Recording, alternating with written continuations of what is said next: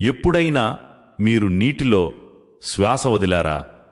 ఆ సమయంలో ఏమవుతుందో తెలుసా?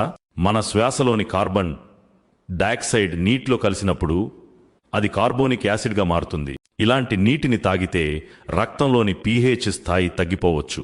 దీనివల్ల కిడ్నీ ఫెయిల్యూర్ వంటి తీవ్రమైన సమస్యలు రావచ్చు. ప్రవక్త ముహమ్మద్ సల్లల్లాహు అలైహి వసల్లం యొక్క బోధన.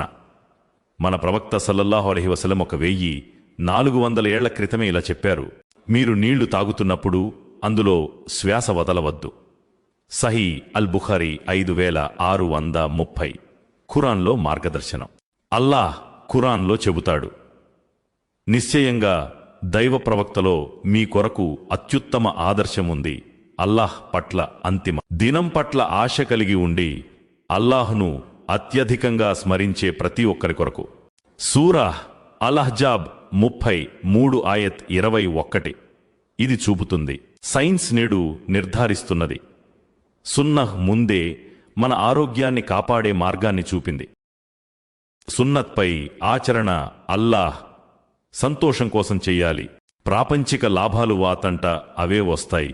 మరియు ఇస్లాం ధర్మం నేర్చుకోవాల్సింది ఖురాన్, సహీహ్ హదీస్లు మరియు సహాబా మార్గం ద్వారా మాత్రమే. మన స్వంత మనసు ఆలోచనల ద్వారా కాదు.